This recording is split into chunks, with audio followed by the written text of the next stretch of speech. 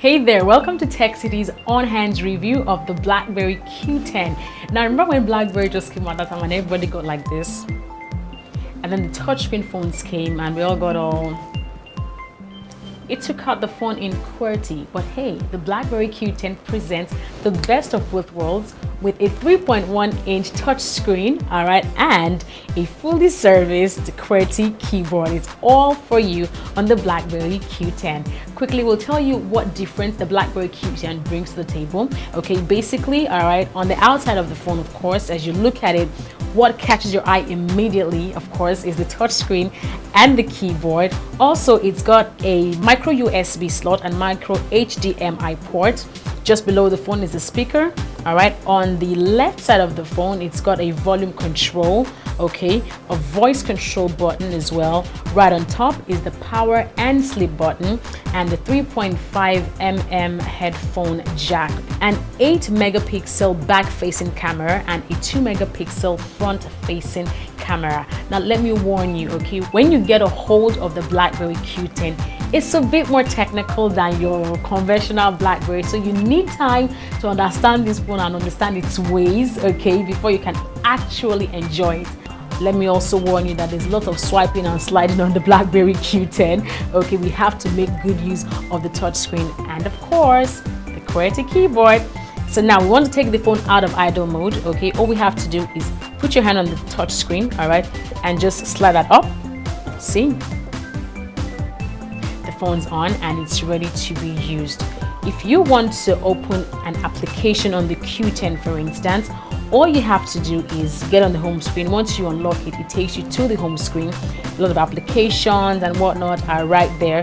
You swipe to the left or to the right and you see all of that.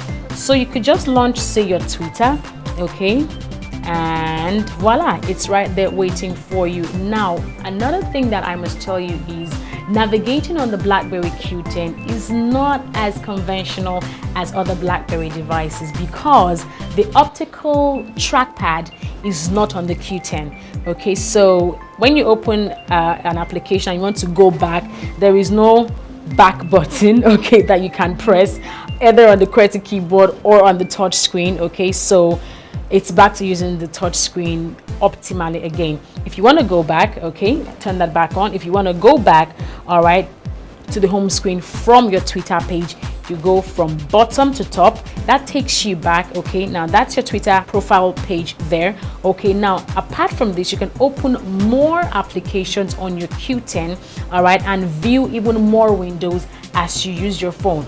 Let's now launch, say, the Facebook page. Okay, the Facebook page is open. You want to go back and say visit your Twitter handle once again. Just go from bottom to top. Now you have your Facebook and your Twitter applications right there on your screen. Let's add one or two more to that. Let's open Skype. Okay, that's our Skype page right there. You want to go back bottom to top and it's back. Skype, Facebook and Twitter.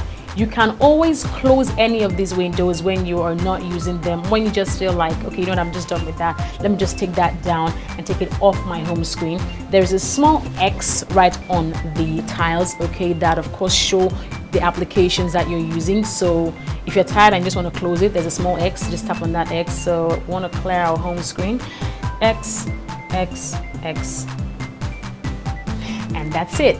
Now, amazingly, right, the BlackBerry Q10 runs on the BlackBerry 10.1 OS. That is actually higher than what the BlackBerry Z10, all right, was released in. Okay, it's a notch higher. Okay, so it's, well, we have to respect the Q10 more. And I have to tell you that it's a very fast phone. It performs really fast because it runs on 1.5 gigahertz dual core processor and it is backed up by a full 2 gig RAM. Basically, you know that tiny clock that ticks and ticks and ticks on all those other BlackBerry devices? The Q10 does not have any problems with that. It does not hang, so that's good news. You can always, of course, download apps off the BlackBerry app world. Now, they claim to have about 100,000 apps already in store, but that is nowhere near what Apple and Android already have. But hey, way to go, BlackBerry. Surely we'll get there.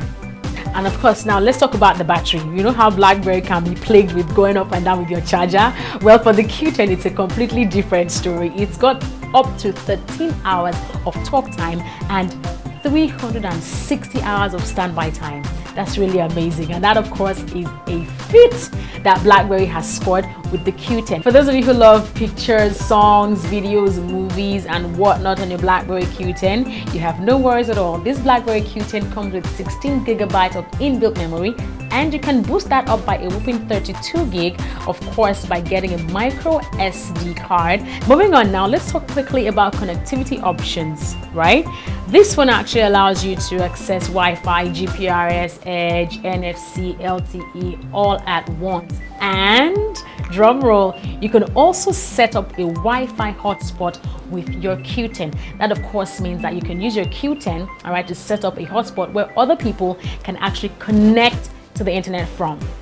That's really great. That's classic. It's just really classic. Another really classic thing that you can do right now is, of course, visit konga.com for an amazing price to get the BlackBerry Q10. I am Bella Rose, and don't forget that you can always connect with Tech City, all right, on all our social networking sites that are showing right now on your screen, and visit our website on TechCityNG.com. That's www.TechCityNG.com for all the latest in world technology and whatnot. Bye for now. See you next time.